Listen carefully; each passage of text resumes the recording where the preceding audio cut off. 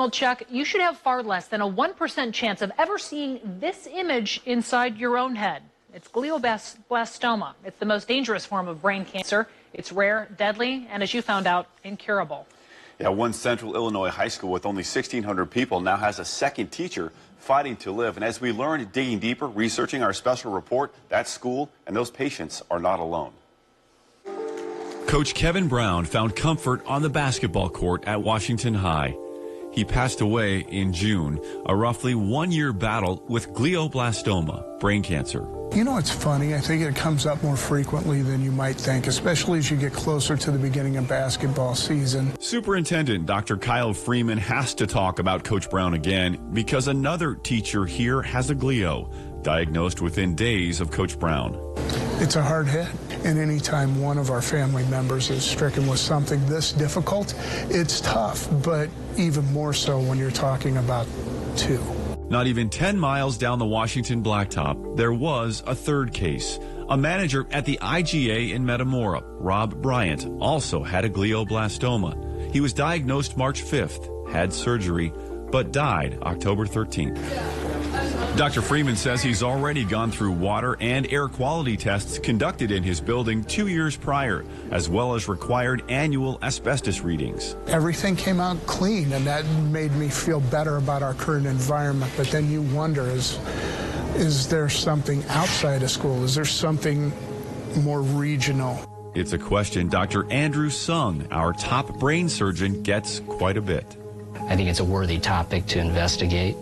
But I can't really say that, yes, there's a higher prevalence here versus other locations. He's done the math 1,000 times, concluding the stats just aren't reliable. The state health department numbers we collected do point to more glioblastoma fatalities in Peoria than in the other 6 regions of the state. But even IDPH says the difference is slim, not significant. Dr. TSUNG did the brain surgeries for Rob Bryant, Kevin Brown, plus the other Washington High instructor, and he does 38% more of those procedures now versus 5 to 10 years ago. It's a very dynamic process that we don't know the answer until the end. And so it's very unsatisfying because as people, we want to know. He hopes the answers can be found here, the Brain Tumor Lab in Peoria, the U of I's College of Medicine at Peoria, and OSF Healthcare's Illinois Neurological Institute working together on these. Glioblastoma cancer stem cells, their bright green clusters under the microscope. In this experiment, Dr. Kiran Velpula treated the cancer stem cells with a metabolic inhibitor he designed, and those cells starved. Proof of some progress for the future. But for patients like Earl Boitnott, the future is limited. I could tell my talk and thinking was not right. Today, Earl's life in Hudson is forever changed. Diagnosed with a glioblastoma October 2nd. He had surgery on the 4th. Recurring headaches were the first sign, added to a metallic taste in his mouth. I kept trying to talk him into going to the ER, and he said, I don't want to go. I can't afford it. And I said, I don't care. I was just going to let it go and let the good Lord take me. He once enjoyed powder coating cups and other utensils for about a year, but now he can't remember how to do it. But he does know what true friends look like. Colleagues from his job at Bloomington's Public Works Department and the town of Normal showed up as we were talking to finish the home restoration projects Earl started 4 years ago. And they said, no, that's what you want and we're going to do it. And that's how them guys are, man. They've done too much. I'll be okay. I'm just wanting everybody else to be okay. And just when you got a bad day, just think and smile, and because you're always going to have them bad days, but you can get past them. You just got to be positive. Be positive. Doctors believe Earl may have another year to live, but the science shows, even after surgery, that glioblastoma, those deadly green stem cells, will come back. The recurrence rate is 100%. So it's a little bit like playing the lotto and never winning.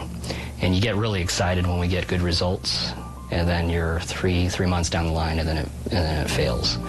And so you have to be driven to continue that. You may find it at some point or you may never, but that the goal is to keep trying.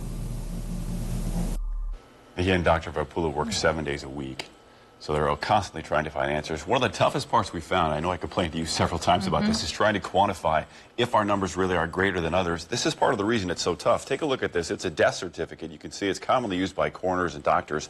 It's written by hand. So you can imagine all the variables involved when a coroner gets someone who may have died of drowning as a result of a seizure, as a result of glioblastoma. Will they write glioblastoma?